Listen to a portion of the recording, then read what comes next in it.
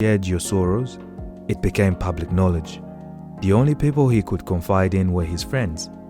He could share his true self with them and they with him. Lusaka felt at ease with his friends and considered them family. News started circulating about the impending changes at work. The factory slowly started cutting down on hired labor by replacing high-risk work areas with manufacturing robots. Lusaka's workstation had the highest risks of accidents. The job involved repetitive heavy lifting and stacking of scorching hot pans on a wooden pallet. The pallet was then strapped up and moved with a pallet jack. The stacked pans were often unstable and risked falling on the person piling them at any minute. Because of this, most insurance companies regarded the workstation as high risk and refused to cover it in their insurance. This new project would cost the factory nearly 3 million gold coins. Only people from Alkebulan worked in this section. It was like a brotherhood, looking after one another, to report on one another when talk of the robots started circulating. Many people had become so comfortable in their jobs that they never considered changing, and problems soon started. Friendships were on the test. Everyone wanted to secure their position before the new machinery came into place. Like the others, Lusaka also wished to secure this. But it bothered him that he could quickly get stuck in the same routine as many other people who had been with the factory for almost 40 years. Lusaka knew in his heart that these people were not fools to end up like that. He also knew that he was not set apart to fall into the same cycle. He wanted to change more than ever. He knew that this was not what he wanted for his life, but he did not know where and how to start looking for the next thing. As the robot's installation was nearing, so was the pressure for everyone to safeguard their positions. Each day of waiting turned into a more profound fear and uncertainty for the future. After a few months, the machine setup started, and only 8 out of the 15 people who worked the station remained in full-time positions. Lusaka and those who could not work full-time were asked to fill in as substitutes, which meant they could be called in once or twice a week to fill in when someone was off or unwell. Lusaka had to return to the job searching to find another job to help cover his expenses. The agency that had helped him was kind enough to keep him in their register. Lusaka moved from one position to another, picking up an extra appointment every few days. He started working at one of the biggest airplane catering companies that prepared and catered food for planes that landed on Totem Island. The job only lasted a few months, and the agency slowly went quiet after that. Lilongwe, Kampala and Lusaka remained remarkably close amid their own pressures and stress. Their anxiety was peaking, and every time they met up, it seemed to worsen. They always looked for someone or something else to blame for their situations and seldom considered discussing proper solutions for moving forward. Kampala was less affected when they lost their jobs. He had been fired from the factory a few months before the machines were introduced. By the time Lusaka and Lilongwe left, Kampala had found something stable to cover his bills. Lusaka had not called home in a long time. He feared talking to his mother, who could pick up how he was doing by his voice tone. Time went on, and Lusaka's fears started to come to life. His greatest fear was becoming jobless and homeless. The more he thought about this and focused on it, the more he would stress.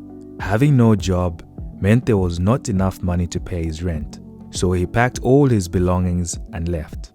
He was too embarrassed to tell anyone about his situation or ask for help. Lusaka would drive at night, then park outside Lilongwe's house and sleep in his car. Lilongwe found Lusaka outside one morning after he overslept. They stayed together until he had saved up enough to find his own place. Being raised in prayerful and religious families, Lilongwe and Lusaka knew to look to the Creator for a miracle, but with no faith in themselves and their abilities, decided to look for a more powerful middleman. During that time, many influential spiritual teachers were rising to fame in Kampanda. People claimed that the teachers possessed the power to heal the sick and bring fortune to the poor. One of them was a true evangelist. He stood out from the rest. According to his followers, unusual circumstances surrounded the teacher's birth. Many said that he narrowly avoided death after a car explosion 7 days after his birth, while others shared stories of how he spent only 3 months of his life with his birth mother.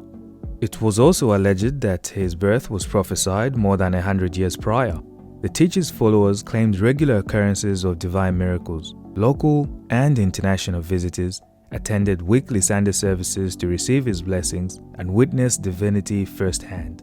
Sunday services were inundated with testimonies declaring the power of his anointing Mami Wata. Many claimed to have survived deadly incidents because they were protected by the Mami Wata. Lusaka and Lilongwe were intrigued when the teacher made news headlines after declaring his anointing Mami Wata could cure fatal diseases. They had found the solution to their problems. For Lusaka and Lilongwe, the anointing Mami Wata would mean a life of difference. They imagined that everything they touched would turn into gold. Getting their hands on the Mami Wata became their mission. Before Lusaka and Lilongwe learnt about the powers of the teacher's Mami Wata, they had found a different teacher who was best known for having a direct line to the Creator and foresaw the future. They sat down for a phone call with the teacher, and he introduced himself as the man who could see and tell the end. Lusaka and Lilongwe were sure they had never met the teacher before, yet he seemed to know the most intimate details of their lives. This instantly solidified his claims and made Lusaka and Lilongwe believe in miracles once again. Lusaka and Lilongwe stayed in contact with him through weekly phone calls. It was not long until they started noticing the teacher's love for money. He requested payment for every phone conversation he had with the boys. "You're investing in the man of the Creator," the teacher would say to them. "Whatever you give will be given back to you 10 times. One day, on their weekly phone calls, the teacher's wife answered his phone.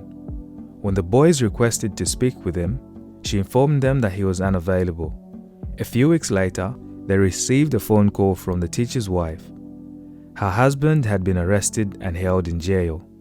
She urgently needed money to post his bail and asked Lusaka and Lilongwe for help. Lusaka and Lilongwe rushed to raise funds to help the family. After raising the funds, they never heard from the teacher again. Lusaka and Lilongwe finally had the famous miracle Mami Wata. They were sure and determined that the Mami Wata contained the solution to their problems. In Kampanda, their families were dedicated to reading and following the Book of Wisdom. The boys each had a copy of the book when they arrived in Totem, and although none of them read it enough to understand it, they knew it contained guiding principles about life. Lusaka held the miracle Mami Wata in his hands and sat down with Lilongwe as they prepared to watch the live Sunday service. The Mami Wata bottle label instructed believers to touch the television during a live service while sprinkling the Mami Wata on their foreheads.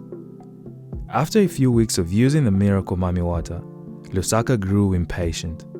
He tried to look past the idea that he would gain material abundance from the Mami Wata and realized that something had changed. He felt less alone and more assured that someone somewhere was looking out for them. Lusaka only called home when he felt happy. He found that he experienced the utmost joy when he drank his problems away. His technique worked well until his mother would ask factual questions. Lusaka was a firstborn son, so she knew when he was trying to fool them, but he still could not tell her the truth. Lusaka knew that his parents would disagree with any decisions he had made. Deep down, he knew that things would take a turn for the worst. Still, every time he felt like giving up, he would think of his family and the help he could offer them. Chapter 6. The Waterfall. To our dear readers, we feel immensely gracious that you have made it this far. You have shown trust in our art. We know you will achieve your goals. Work hard and always be bold. We are eternally grateful. You're all truly special. At 8 a.m., Lusaka's phone rang. "Hello?" Lusaka answered. "Hello, Lusaka? This is Perth from the university," the voice said. "Could you please come in today to discuss a few things?" Lusaka had no choice but to agree, although he knew that this was not a solution-based call. Dr. Perth called Lusaka into her office. "How are you doing?" she asked. Lusaka noticed that Perth was rushing through the formalities. He tried to steady himself in anticipation of the pressing matter. "The university cannot allow you to return," she said, looking at Lusaka. "You have overdue outstanding payments towards your tuition." Lusaka remained calm. He had been expecting this day, and it came to life word for word. He asked if there was any assistance the university could offer him. "Unfortunately, we cannot do anything for you at this stage. Perhaps it is time for you to consider going home," she replied. Lusaka was not surprised by any of this. Still, the news shattered Lusaka's hopes for a better future. Parting ways with the university meant his stay on the island would be compromised. There was no other way out. Lusaka became angry with himself and those around him. He blamed his parents for sending him to Totem Island, but mainly he questioned the Creator. Lusaka's parents always told him that nothing is impossible with the Creator. If nothing is impossible with the Creator, Lusaka thought, then it must mean that he wants to see me fail. Otherwise, he would have spared me the constant defeat in life. Lusaka found a sense of comfort in alcohol. It became the solution to his problems and took away the stress and pressure he felt. But he would discover that drinking was only a short-term solution. Every morning after a night of drinking, he would once again be confronted by persistent thoughts. He would reflect on how far he has come after moving from the village to this big city. He wondered why he was picked to live in Totem Island. "Out of everyone in my family and community," Lusaka said to himself, "I had this opportunity." Lusaka knew that there must be more to life. This cannot be the end, he thought. And indeed, there was more.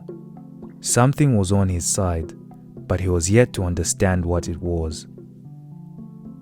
During the sad and challenging times in his life, Lusaka always reached out to people who knew him well. One of them was his high school teacher, Nairobi. He was one of the first people who saw through Lusaka's jokes and insecurities. Their bond strengthened when Nairobi became Lusaka's Year 12 English teacher. He was one of the first people who saw through Lusaka's jokes and insecurities. Their bond strengthened when Nairobi became Lusaka's Year 12 English teacher. Nairobi started tutoring Lusaka, who wanted to improve his English reading and writing skills.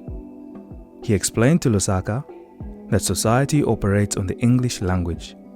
Sad enough, people judge your level of intelligence based on how you spoke a foreign language, and that his knowledge of the language will prove invaluable later on in his life. After the first term school holidays, Lusaka decided he would not visit home for 8 months. Instead, he used the time to prepare for his final exams. Nairobi agreed to provide Lusaka extra lessons during the breaks. Students were not allowed to stay back in school during school holidays or live in the teacher's compound for any reason. To Lusaka, staying behind to study felt like a sensible reason. Lusaka and Nairobi went ahead despite the risk of being spotted by the other teachers. This would mean expulsion for Lusaka and dismissal for Nairobi. Lusaka stayed under and unnoticed. He spent most of the time inside the house studying, cooking, or cleaning. Their morning started with breakfast, usually maize meal porridge and tea, followed by an English lesson. After dinner, Lusaka would spend another hour studying with Nairobi. Exam time came, and indeed, the studying paid off well. Lusaka received a credit, the highest grade he ever received for English. Nairobi and Lusaka remained excellent friends many years later. Every time Lusaka reached out to Nairobi with a problem, he would remind Lusaka of the time he went through that studying period and how he achieved outstanding success. "Nothing can stop you if you put your mind to it," Nairobi told Lusaka. Lusaka always tried to keep busy. He wanted to keep his mind distracted, so he always surrounded himself with people. Being alone was never an option. In the quiet moments, alone with his thoughts, Lusaka would be confronted by a small voice. It questioned his actions and begged to be heard. "If only you could get to know me," the voice echoed. This made no sense to Lusaka. The voice became a constant presence, No matter how busy Lusaka was, or how many people he was surrounded by, or whether he was drinking or partying, the voice persisted. "Oh, it sure looks like it was a splendid night," it would say. "I hope you had fun." Lusaka never replied, but the voice made him think. What else is there to do? He wondered. "This is not you," the voice replied. "This is not for you. When was the last time you read from the book of wisdom your parents gave you? When was the last time you looked in the mirror?" the voice asked. The voice stirred an unsettling feeling in Lusaka's stomach, one he was not ready to face.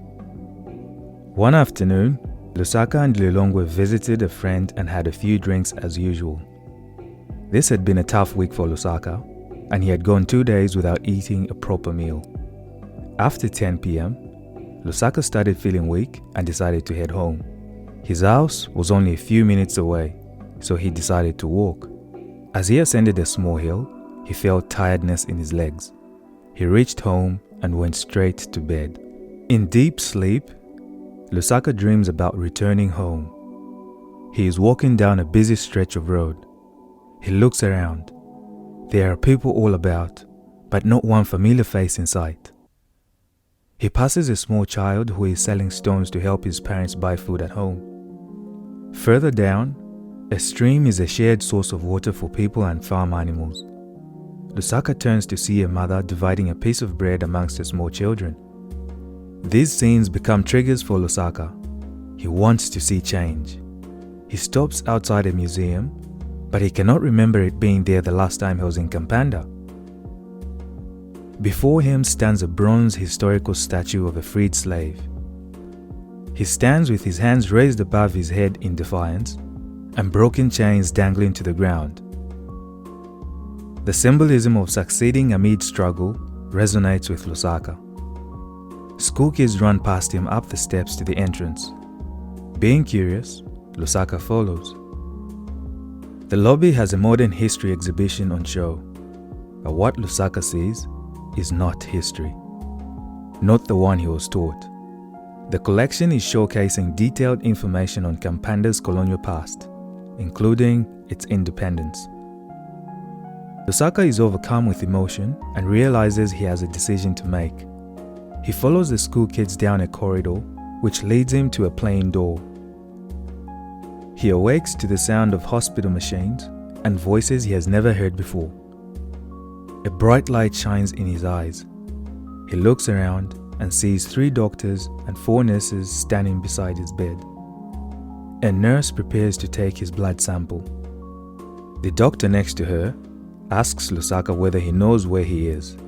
Still in shock, Lusaka said nothing. "What's your name?" the doctor asked. Lusaka was unsure. "Lusaka?" he answered. "Well, Lusaka," the doctor replied, "you're in the hospital's emergency department." Lusaka did not know what had happened to him. He wondered why he was in the emergency department. Another doctor came into his room. "Your friend Lilongwe went to your house after trying to call you," the doctor explained. "After knocking on your window and door with no response from you, he and your friends called an ambulance. You were found unconscious and they brought you in." Lusaka was shocked to hear this, but he tried hard to make sense of what the doctor was telling him. The doctor asked Lusaka if he could remember what happened. "All I remember is getting home and going to bed," Lusaka answered. "The next thing I know is I was waking up here." The doctor explained that Lusaka possibly had alcohol poisoning. "When was the last time you had something to eat?" he asked. "If only you had a bar of chocolate, this wouldn't have happened," said the doctor. The small voice that clouded Lusaka's thoughts returned again. "See, I told you," it echoed. "You ignored me and told me that you would eat in the morning." Lusaka ignored it once again. "When will I be able to go home?" he asked the doctor. "Oh no, not now," the doctor replied. "We can't discharge you like this. You have an appointment with another doctor at 2 p.m. After that, you're free to leave." For the first time in years, there was nothing to distract Lusaka. He thought about what his parents would think or say if they heard about this. News of this incident cannot reach home, Lusaka thought. Being in the hospital meant the institute would be notified of his absence from class. They will be forced to take further action. Lusaka also knew that being a student came with a hefty hospital bill, something he could not afford. He thought of running away, but the small voice came again. "You made this bed," it reminded Lusaka. "It's time to sleep in it. Man up." At 2 p.m., a simple-looking man came to Lusaka's bedside. He introduced himself as a doctor who works for the hospital. He asked Lusaka if he could take notes of their conversation. Lusaka nodded in approval. The doctor asked Lusaka a series of questions about himself. He felt interrogated, but answered quickly, hoping the doctor would tire. A few hours later, a nurse came to Lusaka's bed and handed him a referral letter for a 10-section appointment with a psychologist. She told him that he was incredibly stressed and that his alcohol consumption indicated an attempt to self-harm. Lusaka did not believe the nurse and thought they were making a big deal out of nothing. He decided he would attend all his appointments anyway. He was always curious to know what psychologists did. Until now, he had only seen them in movies. A few days after his discharge from the hospital, Lusaka's phone rang. "Hello?" He answered dryly. A woman's voice responded. "This is Jane from the system." Lusaka waited for Jane to continue. "Well, we received a report from the university. You were not attending classes, so they reported it to us. We have sent out some documents. Are you able to confirm your address?" For a second, Lusaka thought of providing her with false information. But he stopped himself. "You have made this bed, now it is time to lie in it," he told himself. "Sure, it is 35 Lord Street, Totem," he said and gave her the rest of his contact details. Lusaka's grandfather died a few years after Lusaka arrived on Totem Island. His grandfather had asked to speak with him the day before he died. As a young boy, Lusaka had a special bond with his grandfather. His grandfather had been a father to him when Lusaka's dad moved to the city for his studies. Before Lusaka traveled to Totem, he used to take his grandfather to the hospital for his daily checkups. Those brief car rides and endless stories reminded Lusaka of the old times once again. That evening, on the call to his grandfather, Lusaka knew that something was plainly wrong. The conversation felt as if his grandfather was saying his final goodbyes. They both tried to keep the conversation alive for old time's sake. "It is you and your father for now," his grandfather told him. "You are your father's friend and he yours. Remember who you are and where you come from. Do not rest now. Do all you can do. You will have enough time to rest when you die." Lusaka's grandfather died the following day. Their conversation stuck with Lusaka even after a few years. Thinking about his grandfather would take Lusaka back to his childhood, a place he never enjoyed going to or showing the world.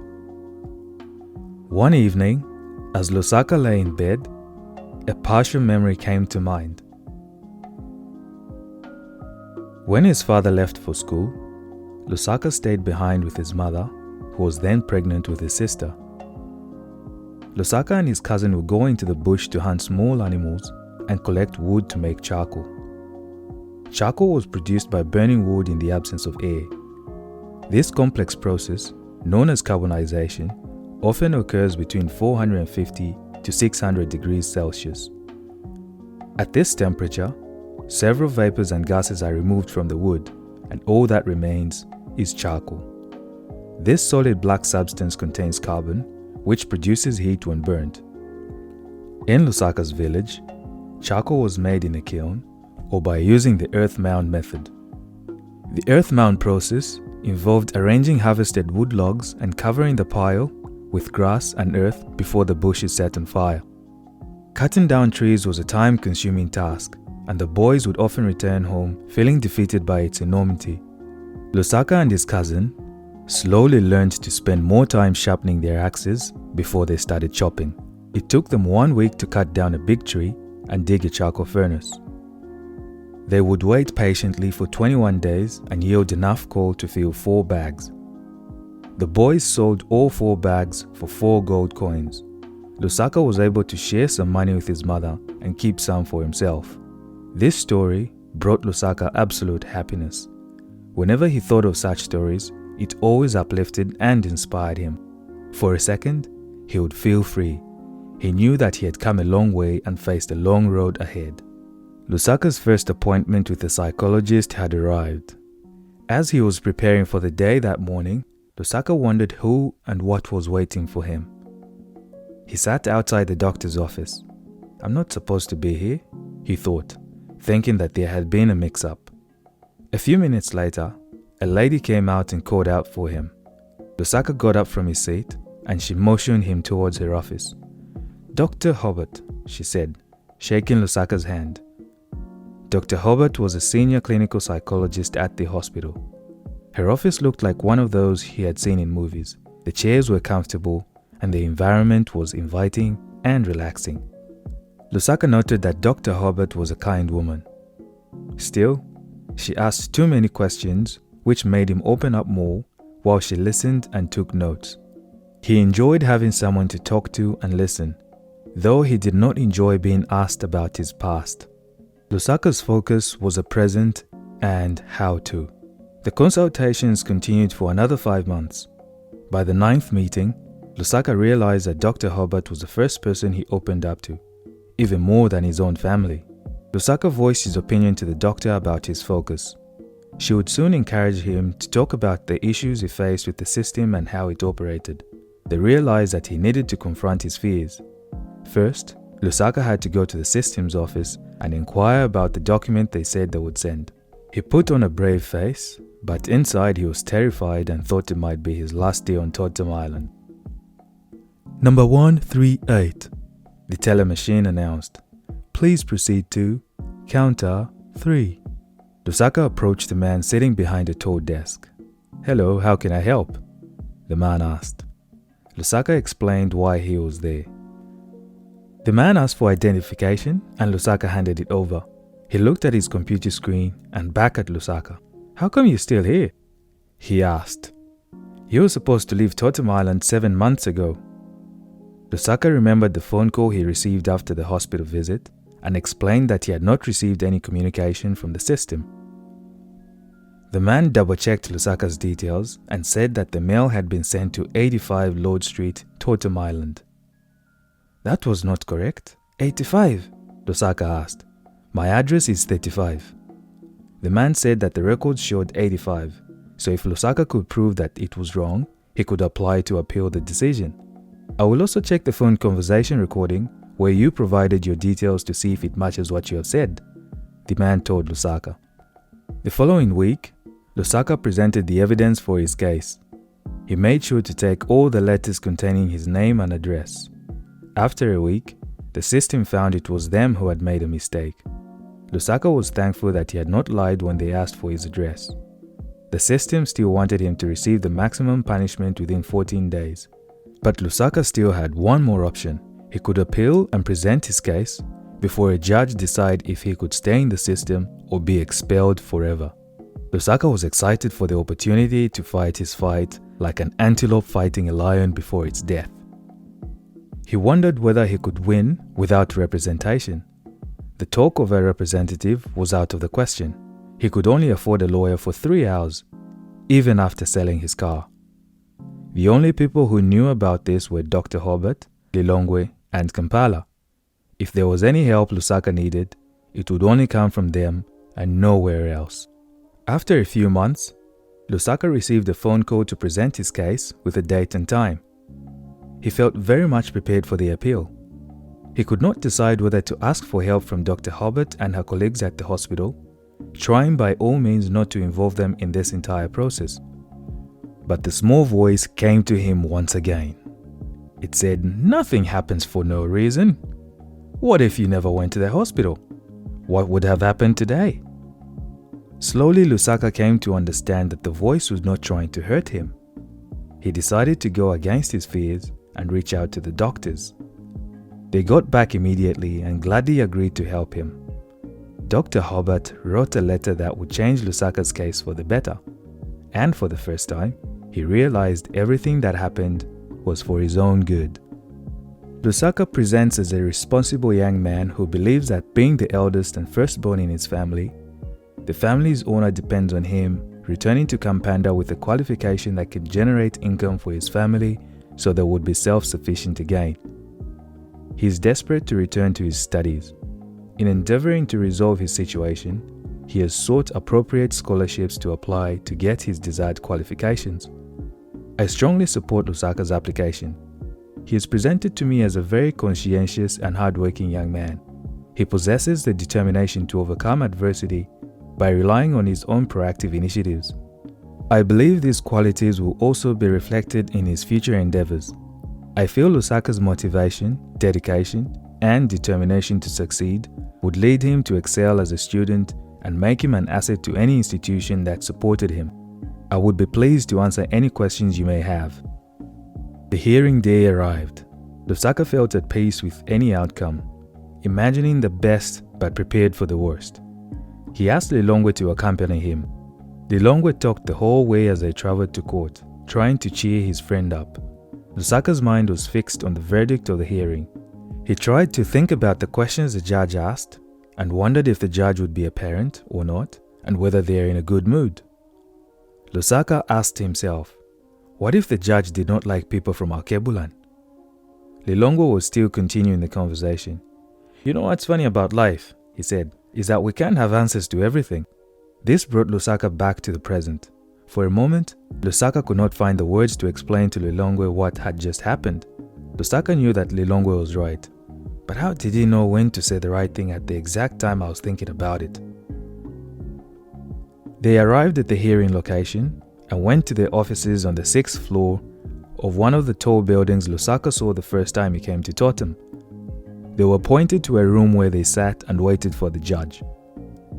The judge asked Lusaka to tell his story before she could reach a judgment. Lusaka thought she was kind enough to give him that chance. This brought him a sense of relief. Maybe the judge is her mother herself, he thought. She must be kind. Lusaka decided to speak from his heart and forget the statement he had printed out. I have examined your evidence. Now tell me in your own words why I should let you remain in the system. The small voice came in again and told him, this is it. This is your shot. Yes, ma'am, Lusaka answered. The judge squinted. You are to address me as your honor, she instructed Lusaka. Lusaka thanked her for the opportunity to hear his case. I take full responsibility for everything I did, for failing to meet the required terms and conditions, he said. I helped my family who needed what I had more. It is something I do not regret ever doing, Lusaka explained. Still, I am asking you for a second chance to find why I am here and why I came here for. I still believe this is not it. This opportunity will help me become a valuable member of my community, both here and back at home. Lusaka expressed gratitude for the platform Totem Island had presented him. Okay, the judge said. I will inform you of my decision within a week or two. Lusaka felt uncertain about the hearing outcomes.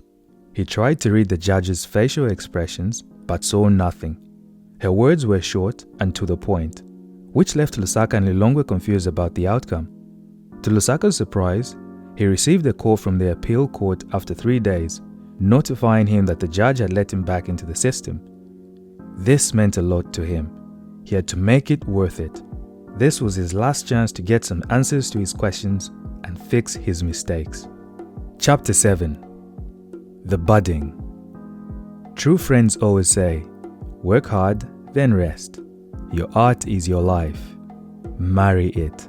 Make it divine. When you lay in bed, devise your next plans. Be wise with your friendships. One day, you will tell your story. Lusaka struggled to find a balance between wanting to feel a sense of belonging and being separate from others. He feared being too emotionally invested in people or allowing them to see him in a vulnerable state. He also did not want anyone to invest their time in him, fearing that he would eventually disappoint them. He always wondered how he would trust someone else if he did not trust himself, and how he would love someone else if he did not love himself. Lusaka slowly started finding comfort in himself. He didn't want his problems identified by people other than his close friends Lilongwe and Kampala, so he turned to self-counseling, which meant that he had to be accountable and responsible for his behavior. He slowly started facing the truth within. One evening, he took off for a drive, listening to music that spoke to him and for him. Lusaka found that he related more to the struggles faced by rappers. Their lives were a constant struggle, yet they found triumph and success when the odds were stacked against them. They found a way to tell their stories through music and take listeners on a journey. Lusaka found this music inspiring and motivating. That night, he drove along the beachside, listening to a song by a couple called the Carters. Lusaka had taken a liking to their music and how they had transformed themselves from nobodies to pioneers, not only in the music industry, but other business avenues. Together they founded organizations, improving the lives of individuals around them. They had a beautiful family and a growing empire. On that night, one verse caught Lusaka's ear like it was the first time hearing the song. Look for me, young B, cruising down the West Side Highway, doing what we like to do our way. Eyes behind shades, this necklace the reason all of my dates be blind dates. But today, I got my thoroughest girl with me. I'm mashing the gas, she's grabbing the wheel. It's true to the heart, she rides with me. The new Bobby and Whitney. The only time we don't speak is during Sex and the City. She gets carry fever, but soon as the show is over, she's right back to being my soldier. Cause mommy's a rider and I'm a roller. Put us together, how they gonna stop both of us? Whatever she lacks, I'm right over her shoulder. When I'm off track, mommy is keeping me focused. So let's lock this down like it's supposed to be. Lusaka's face illuminated as he drove, enjoying the feeling of being with someone without knowing how it would happen or who it would happen with. He decided to be the one this time instead of finding the right person as he always did before. Lusaka had begun the quest for his future. You appear to be so sure of what you want, his friends would say when he told them of the qualities of the mystery woman he was yet to meet. As if you know where to find her, Lusaka jokingly replied, I won't settle till I discover something to that effect. Lusaka soon forgot about his mission to find the one. It continued every day, feeling the sense of being a great partner. The next step in putting his life together, he decided, was to go through his phone's contact list. He got rid of all the numbers he had not called in over a year. To surround himself with like-minded people, Lusaka shared a funny video that challenges the viewer to think and reflect on life. It made him laugh, and he thought his friends would find it funny too. A few minutes later, the ones he knew for sure were friends found the thoughts interesting. The next morning, Lusaka woke up to a message from a number he didn't recognize. The sender found the video funny and educative, as he did, but asked who the message was from. Lusaka and the unknown number exchanged a few messages about the video, hoping to figure out who it was. At this point, he was sure it was a female, but he could not put a face to the number. How and where did you get my number? She asked, without giving a full explanation, which Lusaka knew would sound stupid and unbelievable. He asked her questions instead. She refused to disclose any personal information, but found Lusaka's jokes funny and answered general questions. This was enough for Lusaka. He knew deep down that the resistance was just feeding the persistence in him. After persistently trying to find out who the number belonged to, she finally gave her name. Paris, she said. Tired of playing games, Lusaka tells her that he'll see her for lunch the following week and gives her the location and date. No thank you, we don't do dates with strangers, Paris answered. Cool, I will be there anyway, Lusaka responded and went entirely silent. Even though Lusaka liked how she talked, he thought he would not let his pride down by being too pushy or needy. Wednesday came, and Lusaka sent Paris a good morning text and told her that he would be wearing a black t-shirt when they meet that afternoon. Lusaka was confident Paris was going to show up. He thought their conversation was engaging and left enough curiosity for her to also want to put a face to the number. Lusaka ensured that he arrived early so that he could be the first one to see her. He watched as people came from a distance and tried to figure out which one she was. The partnering game soon became fun as Lusaka wanted to see himself with other women who passed or looked his way. Lusaka saw a girl approaching in the distance, looking at her phone. He could tell how beautiful she was. Everything about her was impressive. Even the way she walked, with her head slightly leaning to the right. And she had a pleasant sense of fashion too. Lusaka thought that Paris' mindset, coupled with this, would be like winning the lotto. Nishinafika, he said to himself, meaning, I have arrived. Paris smiled as she approached Lusaka, and all his plans immediately changed. He suggested that he knew the right place for lunch. They could get something to eat. They immediately jumped into the conversation, and Lusaka continued to ask her more questions. By this time, the number was no longer a matter of subject. I think I like her, Lusaka thought. As they drove, Lusaka decided not to take her to an expensive lunch just to impress her. Instead, he bought her a burger and chips at a takeaway restaurant. They sat in the car and talked as if they had known each other all their lives. As they ate, Lusaka paid extra attention to her reactions and how she ate the meal. She slowly started talking about herself, starting with her actual name, Cairo. She was also from the island of Alkebulan. She and her family came to Totem Island in search of a better life too. Her and Lusaka shared a similar journey of trying to fit in since coming to Totem Island. Like Lusaka, she had experienced the same challenges with adapting to the new culture.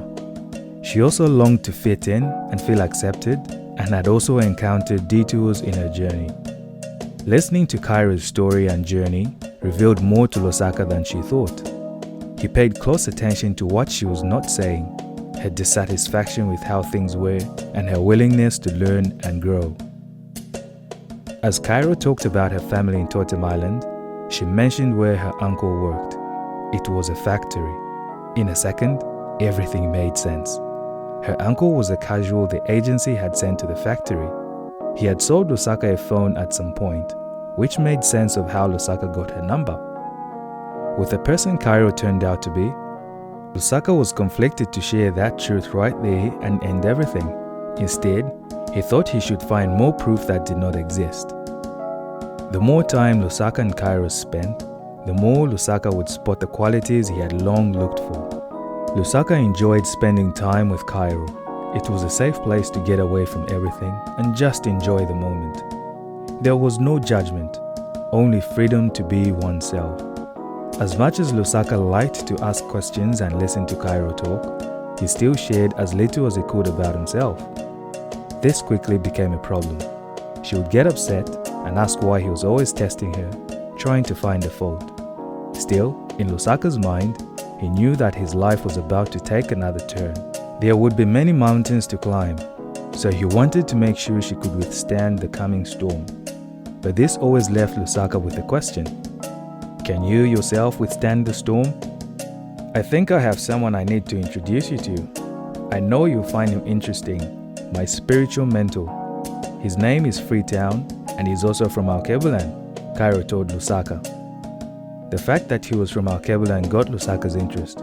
After digging as much information from Cairo as possible, Lusaka found Freetown came from a similar background as Lusaka and was allowed to travel to Totem Island for a better future. He had made it work for himself. He was one of the first people Lusaka had met who was not embarrassed about who he was, where he came from, or his culture. He took pride in his story. Lusaka admired Freetown's values and character. This made him curious that someone of the same background and impoverished upbringing would stand in front of thousands of people and teach them the way of life was impressive. Once the ceremony finished, Lusaka and Cairo stood by the door, waiting for Freetown. Freetown came out, smiling and shaking Lusaka's hand firmly. He suggested they get something to eat. As they walked to his house, Lusaka became silent as he listened to Cairo and Freetown talk. Freetown decided that he and Lusaka would take a drive to pick up some takeaway meals at the house, leaving Cairo with presents to wrap. One thing Lusaka noticed about Freetown was that he said things as they were and spoke his truth, and this made Lusaka extremely nervous. For the first time, someone could see through him. Freetown asked Lusaka many questions about himself to get him to talk. Lusaka could not answer all the questions Freetown was asking and took it as an attack on him. Trying not to show his frustration, he gave quick and straightforward answers, hoping to change the subject. In the moment of silence, Lusaka thought to himself, "These are honest questions." Freetown had asked Lusaka 5 simple questions he had never thought about or considered and could not find answers to. Who are you? Where do you come from? Why are you here? What can you do and where are you going? Freetown noticed Lusaka failing to put his words together, and he went on to another topic. That night, Lusaka could not sleep. Those questions kept on coming back to him. He tried ignoring them, but could not. The same voice that visited him from time to time said, "He's right. Those are straightforward questions you need to answer. He has nothing against you." Lusaka enjoyed spending time with Freetown. Every time they would meet and have a chat, he always left inspired and motivated.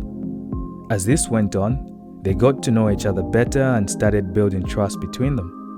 Lusaka began opening up to Freetown and did not take every criticism as an attack. He accepted that having someone who tells him the truth to his face could only help him become a better version of himself. Lusaka would ask Freetown questions about anything he had in mind. They would discuss it together. He was so curious to find out how Freetown managed to balance himself. From his background of having nothing to a new and developed world, and still being so proud of where he came from and was never afraid to show it. Lusaka was amazed by Freetown because he had seen many people lose that balance. Like Lusaka, many people from Alkebulan got carried away. Most people got infused in the new culture, lost their own, and forgot where they came from. Most of them were too embarrassed like he was because the island they came from had been known as an island of poverty and suffering. Like most visitors to the Totem Island, Lusaka tried hard to belong, longed to be accepted, to become more like the people of the island in the way they talked and conducted themselves. This involved forgetting and losing oneself. Yet to Totem's people, 2 things remained: their skin color and where they came from, regardless of how high up one went in society or profession. Freetown answered, "It is simple," he said. "I know who I am and I am proud of it." He looked at his dark skin. "This is beautiful," he said as he kissed the back of his hand. For a second, Lusaka processed what Freetown had just said and done. He admired Freetown's character and way of looking at things. To learn from Freetown, Lusaka needed to be close to him. To be close, Lusaka needed to be of value himself first before he could be of value to Freetown and build a relationship based on integrity and mutual benefit. Freetown asked Lusaka when he was planning on visiting home, "I think you need some time off, see family, and then plan for the future." Freetown reminded Lusaka. Lusaka could not object to any of it. It had been years since he was last at home. Lilongwe had just returned from Kampanda and he looked refreshed and well rested. Lusaka thought for a moment and said, "Yes, I do need that." Chapter 8. The Bank. Pave a peaceful path for mankind. Attempt to prophesy. Open the door to your soul. Not too much though. You know you will work to enact on dreams you hold most dear. Hear them. Do not fear them. Months before meeting Cairo, Lusaka started slowly trying towards some thoughts and ideas that uplifted him. But he was too afraid of what would happen if it did not work out after meeting and getting to know Cairo. He told himself, "I need to be a man now and look after this beautiful girl."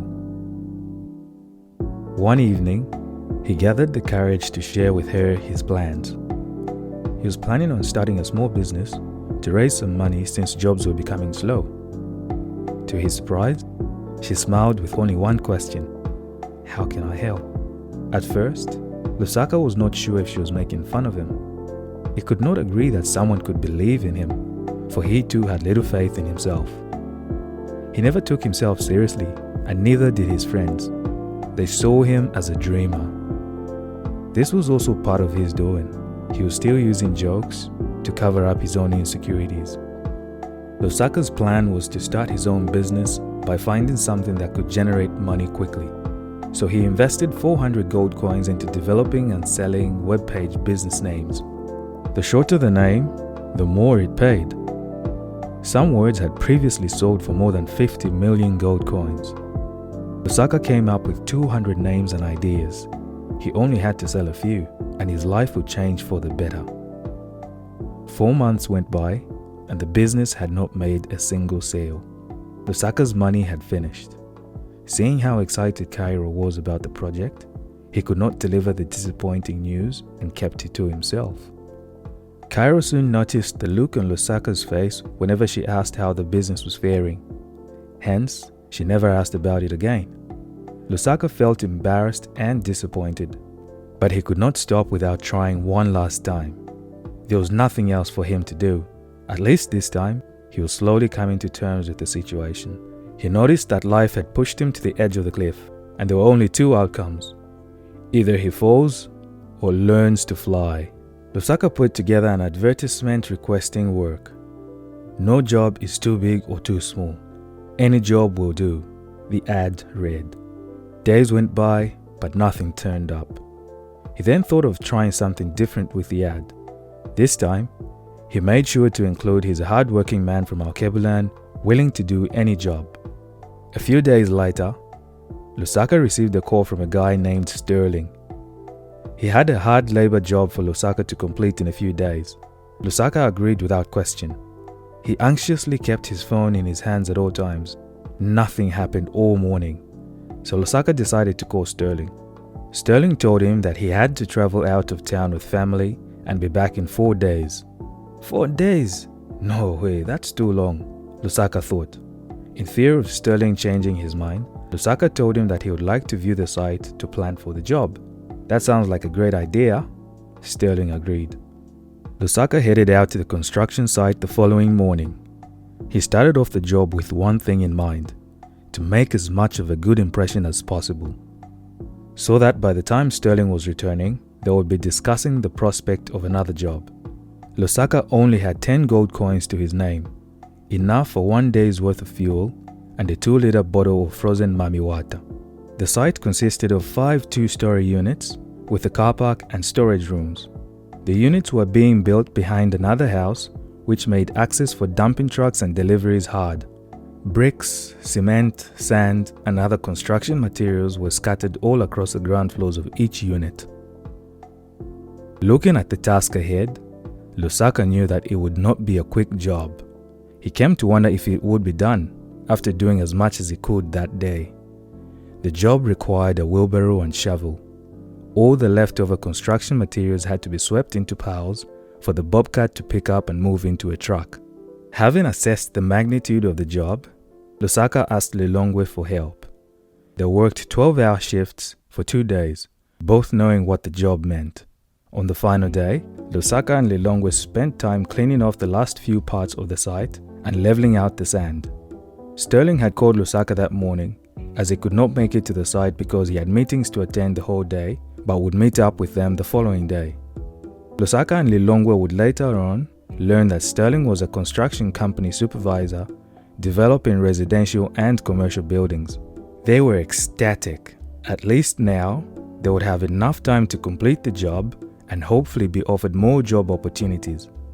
The following day, Lusaka and Sterling met for the first time. Lusaka confidently showed Sterling the work they had done, and Sterling wondered how he managed to finish so quickly. Lusaka simply told him that he had many friends and they were happy to be at Sterling's service. Sterling asked Lusaka for his business name and number. He needed it to make the payments as Lusaka was only employed as a contractor and not working directly for Sterling's company. Yes, I have one, Lusaka answered confidently. I will send it to you as soon as possible, together with an invoice. Lusaka went home and researched how to apply for a business number, since he already had plenty of business names to choose from. This marked an essential step in Lusaka's entrepreneurial journey, even though he never paid much attention to it at that moment. He was more excited about the prospect of having a stable and dependable income. Sterling kept his word and made the payment. This was one of the happiest days for Lusaka. In Lusaka's culture, it was believed to be good luck to share part of your first payment from a new job with your parents, or at least, in this case, comfort their pressure and give them hope. So Lusaka took one part of his wage and sent it home to his family. Things were looking up once again. Lusaka and Lilongwe continued working on different construction sites for the company. They observed the day-to-day operations, paid attention to the company's problems and its main objective, maximizing profit at all costs. Using cheap labor meant saving for them, but finding the cheap labor was a challenge. It was costly and hard to find people to do a high-risk job that involved heavy lifting and working in the hot sun. After months of working on different sites, Lusaka and Lilongwe noticed another man. They tried to figure out who he was. They had become experienced in identifying construction workers. Most of them drove utes, wore high-vis clothing, and wore steel-cap boots. But this man did not. He drove a black Mercedes-Benz and dressed exceptionally smart for someone who worked on a construction site. This guessing game soon became part of their story as they worked. The mystery man would visit the construction site at least 3 times a week, give the boys a quick hello, and be on his way again. They knew that he must be someone important in the company. One scorching afternoon, under the 38°C sun, the boys moved timber packages into the site, and the man's car approached. The man sat in the car for a few minutes as if on his phone. Lusaka looked at Lilongwe worryingly. "This is not good," he said, "but it can be an excellent opportunity to show this man how hardworking we are." This day, he talked to them longer. It was the first time he had come to a site they worked at in the afternoon. While there, he mentioned that he was a construction manager and that Sterling had recently been fired. He had been caught stealing from the company that included 2 months' worth of work. The man introduced himself as Milan, exchanged numbers with Lusaka, and told the boys to report to him instead. He gave him 3 new jobs and promised to make a half payment on the invoices. Lusaka agreed, knowing they would make up the losses with the latest jobs. Chapter 9. The Flowering. Peaceful collaborations, natural elaborations, never testing, always besting, spiritual successor to the greats, miracles reflecting through the gates, the seeds of the sun. There had been remarkable changes in Lusaka's family since he left for Totem Island. Lusaka had missed out on some of the happiest and saddest moments. This time, his father's health was a pressuring matter. Lusaka saved up 5,000 gold coins, enough for his travels back home, and an excellent deposit for his study fees. Still, he decided to go home to see his family. Looking back at the previous challenges he had with the system, he was unsure if they would allow him to come back to Totem Island once he left. He then decided that the only way he could do this was by going on a surprise visit. He vowed not to tell his family of his travels, afraid that they would gather the entire community to welcome him. Lusaka also wanted a few people to know, his closest friends mostly, so that it would be less embarrassing for him if something went wrong. So he told only one person, his friend VJ, who would come and pick him up at the airport. He booked a plane ticket to Kampanda. It was time to see his family. Looking at Cairo's face, he could tell she was confused, but she proceeded to pack his bags. The day to travel finally came. Cairo and Lusaka's friends went to the airport to see him off. Everyone seemed sad, as they thought it would be the last time they would see each other again. The flight was a long one, and this time, Lusaka could not run away from his thoughts. He was anxious and uncertain of what was awaiting him at home, but yet, still excited to see the relation on his parents' faces when they saw him. Once the plane landed, Lusaka felt welcomed by the energy in Kampanda. The air, the people, the atmosphere filled him with life. He was home.